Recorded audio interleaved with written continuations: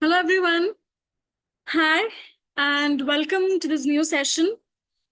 So it's Monday again, and I'm back with a new revision session for ReNet.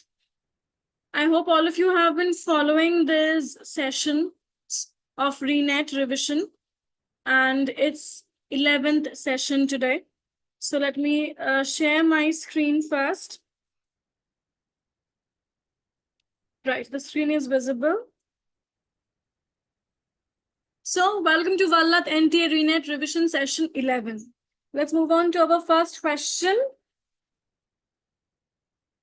It's a statement-based question. So read the following statements. Statement 1, Omeros is an epic poem by St. Lucian writer Derek Walcott, first published in 1990. Statement 2, the poem very loosely echoes and references Homer and some of his major characters from the Iliad. And you have 4 options. Both the statements are correct, both the statements are incorrect. Statement 1 is false, but statement 2 is true. Statement 1 is true, but statement 2 is false. Tell me, which is the correct answer?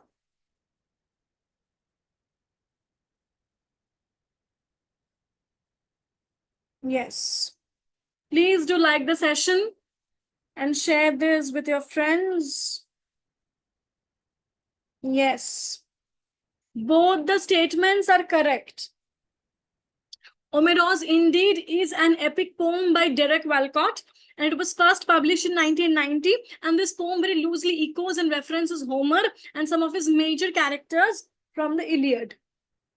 This work is divided into 7 books, right? And it contains 64 chapters. Clear? Right.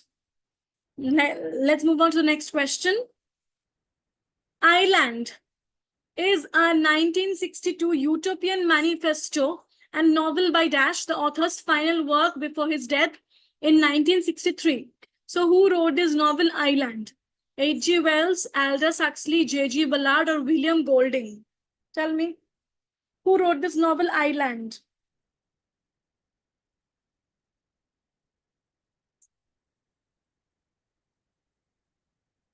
Yes. It is by Aldous Huxley, right? It has a plot. Although this novel has a plot, the plot largely serves to further conceptual explorations rather than setting up and resolving conventional narrative tension. It is the account of Will Farnaby, right? This novel talks about Will Farnaby, a cynical journalist who is shipwrecked on the fictional island of Pala.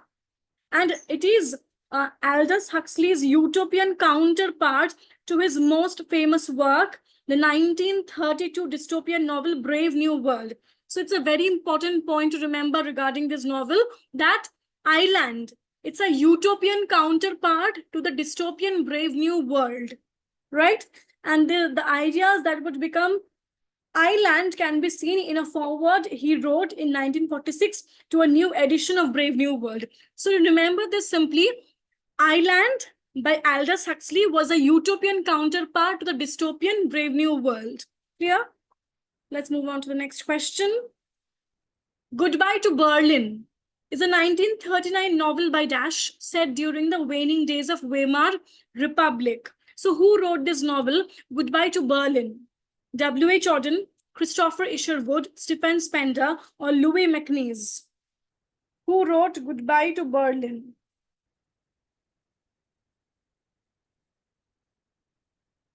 Tell me. It is by? Right. It is by the 1930s poet Christopher Isherwood. Christopher Isherwood was also known as the pioneer of the gay liberation movement during the 1930s.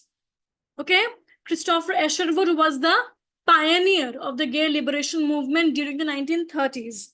And this novel recounts Isherwood's 1929 32 sojourn as a pleasure-seeking British expatriate on the eve of Adolf Hitler's ascension as Chancellor of Germany, and consists of a series of sketches of disintegrating Berlin, its slums and nightclubs and comfortable villas, its odd, maladapted types, and its complacent burghers. The plot of this novel was based on factual events in Esherwood's life, and the novel's characters were based upon actual persons. Clear? It's a very important work by Christopher Esherwood. Goodbye to Berlin. Let's move on to the next question. Choose the wrong statement about the rhyme of the ancient mariner. Choose the wrong statement. First, it was published in the first edition of Lyrical Ballads. The Rime of the Ancient Mariner recounts the experiences of a sailor who has returned from a long sea voyage. The mariner stops a man who is on his way to another voyage and begins to narrate a story.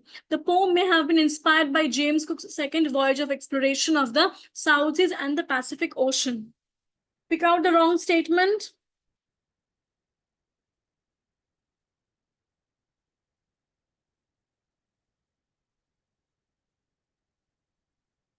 Yes, option 3 is wrong because the mariner stops a man who is on his way to a wedding, not to another voyage. So the mariner stops a man who is on his way to a wedding, and then he begins to narrate a story. Clear? Next.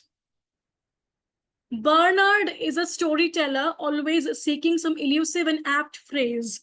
Some critics see Woolf's friend E.M. Foster as an inspiration for him. In which novel of Virginia Woolf do we see this character? Mrs. Dalloway, The Waves, To the Lighthouse, or Flush, a biography? In which novel of Virginia Woolf is Bernard a character who was inspired by E.M. Foster? Remember, E.M. Foster was also a member of the Bloomsbury Group. Tell me. Bernard is a character in which novel of Woolf? It is in The Waves. In The Waves, we see this character. As you all remember, The Waves, it's a novel by Virginia Woolf. It was published in 1931. Okay? It is critically regarded as the most experimental work of Virginia Woolf, consisting of ambiguous and cryptic soliloquies spoken mainly by 6 characters: Bernard, Susan, Rhoda, Neville, Jeannie, and Louis. Percival, a 7th character, appears in the soliloquies, though readers never hear him speak in his own voice. Remember, The Waves. It's a very important and experimental work by Virginia Woolf, published in 1931. Clear? Next. So before we proceed, I would just like to remind you all that we have already started our Telangana set quiz series. So here you will get questions and quizzes for both paper 1 and paper 2. So, and here every day we will give you topic-wise quizzes and also model tests for practice. The fees of this quiz series is $8.99. Okay, and the quiz series has already started, and you can enroll for this quiz series from our website, vallath.in. Right. Next. Again, you have to choose the wrong statement about Far from the Madding Crowd. Far from the Madding Crowd was published in 1874. It originally appeared anonymously as a monthly serial in Cornhill magazine, where it gained a wide readership. It describes the life and relationships of Bathsheba Everdeen with her lonely neighbor William Boldwood, the faithful shepherd Gabriel Oak, and the thriftless soldier Sergeant Troy. And this novel is set in Milton, in rural southwest England. Which is the wrong statement?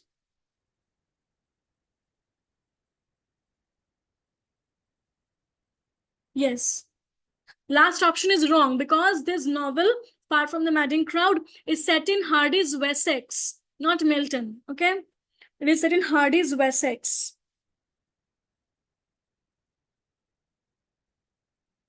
Next, Mathilda or Matilda is a long work of fiction by Dash, and it deals with the common romantic themes of incest and suicide. So who wrote this work? Thomas Love Peacock, Mary Shelley, Anne Radcliffe, William Beckford.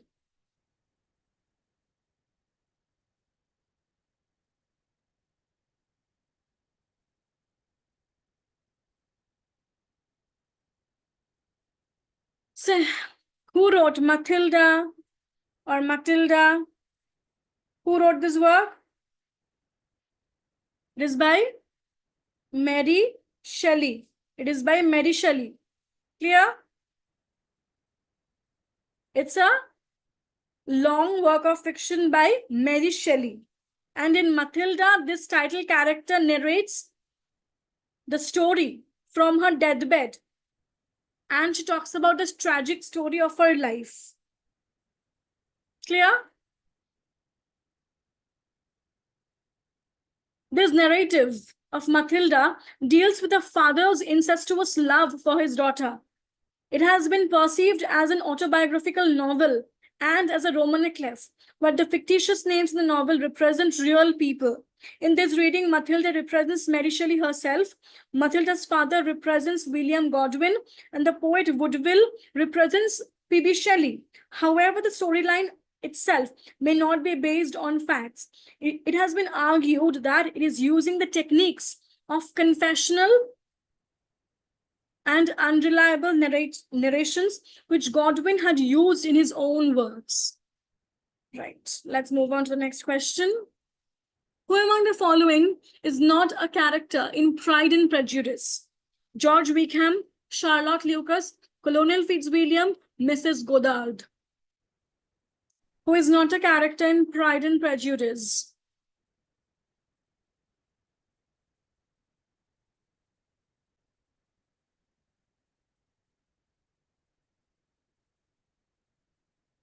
It is Mrs. Goddard.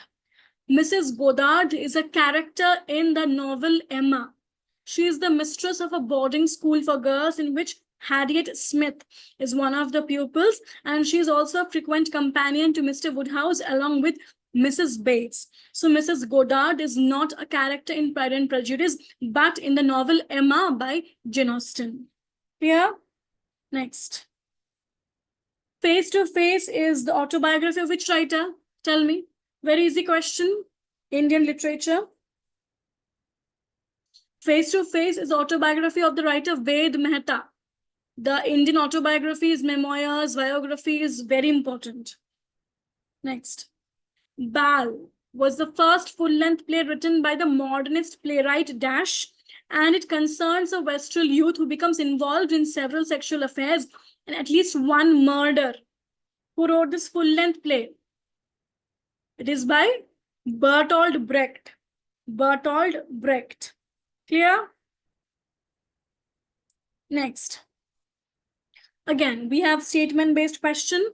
Read the following statements. Statement 1. 1,000 Plateaus, Capitalism and Schizophrenia is a 1980 book by Deleuze and Guattari. Statement 2. 1,000 Plateaus was developed as an experimental work of philosophy serving as a positive exercise in what Deleuze and Guattari referred to as rhizomatic thought. And you have 4 options. Both the statements are correct. Both the statements are incorrect. Statement 1 is true. Statement 2 is false. And lastly, statement 1 is false, but statement 2 is true.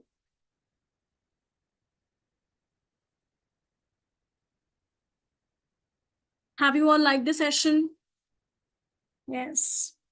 Both are correct. It's a very important work by Deleuze and Guattari.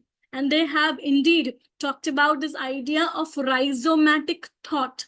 Rhizome means structures which grow in a horizontal fashion. They don't agree or they're not confined by any hierarchy or any rigid structure. They grow in a horizontal fashion, right? That's the uniqueness of rhizomatic thought. Clear? Yes.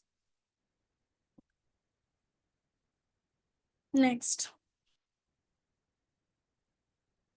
New criticism considers a text as what?